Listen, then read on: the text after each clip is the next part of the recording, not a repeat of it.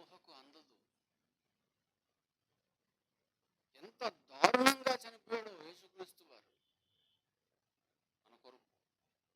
చాలా దారుణంగా చనిపోయాడు ఆయన, భయంకరంగా చనిపోయాడు ఆయన.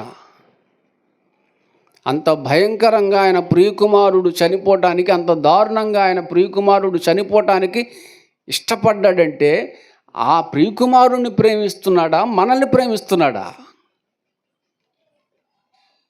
ఆయన ఎక్కువగా ప్రేమిస్తుంది ఎవరిని, ఎవరి మీద ఆయనకి ప్రేమ ఎక్కువ అంటే మన మీదే. ఎందుకు? మన కొరకే ఎవరినిచ్చాడు? యేసుక్రీస్తు వారిని బలిగా అర్పించేశాడు. అది ఊహకందని ఆయన ప్రేమ, ఆయన ప్రేమ, ఆయన ప్రేమ. దాన్ని అర్థం చేసుకోవాలి నా పిల్లలు. అర్థం చేసుకొని నాలాగా మారిపోవాలి నా పిల్లలు అనుకున్నాడు ఆయన. అసలు ఇంతకీ ఆయన ఎవరో తెలుసా? ప్రేమ. ఆయన స్వరూపం ఏంటో తెలుసా? ప్రేమ. యోహాను రాసిన మొదటి పత్రిక 4వ అధ్యాయం 8వ వచనం, 4:8. దేవుడు ఏ స్వరూపి అయినా? ప్రేమ స్వరూపి. దేవుడు ప్రేమ అయి ఉన్నాడు. ప్రేమ అంటేనే దేవుడు. దేవుని స్వరూపం ఏంటి? దేవుని స్వరూపం ఏంటి? ప్రేమ. దేవుడు ప్రేమ స్వరూపి అయి ఉన్నాడు. ఆ ప్రేమ స్వరూపి అయిన దేవుని పిల్లలు మీరు. మీకే స్వరూపం ఉంది? మీరు ఏ స్వరూపంలోనికి రావాలి, మార్చబడాలి? చదవండి, అర్థమైద్ది. దేవుడు ప్రేమ స్వరూపి. అది ప్రేమ లేనివాడు, ప్రేమ లేనివాడు దేవుణ్ణి ఎరుగడు. ప్రేమ లేనోడు దేవుణ్ణి ఎరుగడు. దేవుడంటే ఎవరికి తెలియదు? దేవుడంటే ఎవరికి తెలియదు? ప్రేమ లేని వారికి దేవుడు తెలీదు. దేవుడంటే ఏందో తెలీదు.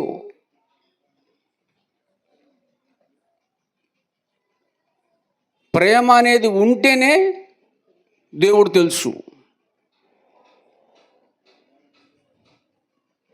ఎంత బాగుంది. ఇంకా చదువుదాం. మనము ఆయన ద్వారా జీవించున్నట్లు దేవుడు తన అద్వితీయమైన కుమారుణ్ణి లోకములోనికి పంపెను.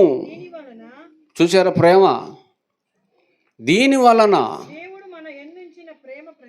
దేవుడు మన యందుంచిన ప్రేమ ప్రత్యక్షపరచబడెను యేసుక్రీస్తు వారి ద్వారా.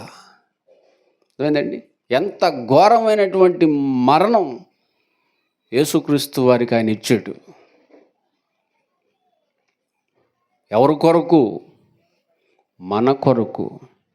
దీనిని బట్టి ప్రేమ వ్యక్తమైంది. ప్రేమ అంటే ఏంటో తెలిసింది అని ఆయన ఒక మాట్లాడు. మీరును నా వలెనే, మీరు కూడా నాలాగే ప్రేమ కలిగి ఉండాలి. మనము ఒకరిని ఒకరము ప్రేమింప బద్ధులమై ఉన్నాము.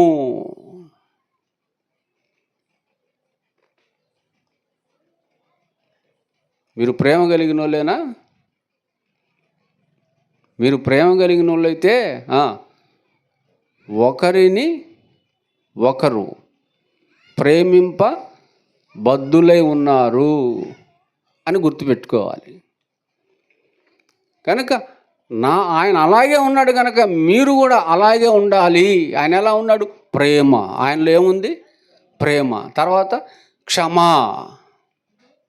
తర్వాత త్యాగం. ఆయన కలిగి ఉన్నాడు కనుక మనం కూడా ప్రేమ కలిగి ఉండాలి, క్షమ కలిగి ఉండాలి, త్యాగము కలిగి ఉండాలి అన్నాడు ఆయన. ఈ ప్రేమ అనేది లేకపోతే, ఆయన వంటి పరిశుద్ధత లేకపోతే మనం ఆయన వారము కాము. మనం ఆయన వారము కాము. ఆయన వారం కానప్పుడు పరలోకం వెళ్తామా? ఆయన వారిగా ఎలా ఉండాలి?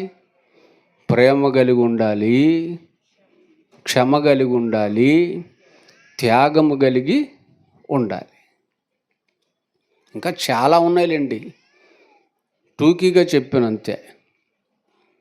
పరిశుద్ధత, నిర్దోషత్వం, నీతి, న్యాయం, యథార్థత, భయం, భక్తి, విశ్వాసం. ఆత్మఫలాలు చాలా ఉన్నాయిలేండి. టూకీగా ఆయన కూడా అన్నీ చెప్పడానికి టైం లేక 9 చెప్పాడు. అవన్నీ కలిగి ఉండాలి. అవి కలిగి లేకపోతే నష్టం. ఏంటి నష్టం? పరలోకానికి పోము. పరలోకానికి ఏడెళ్తాం? ప్రేమ లేని వారు పరలోకం వెళతారా? ప్రేమ లేని వారు పరలోకం వెళతారా?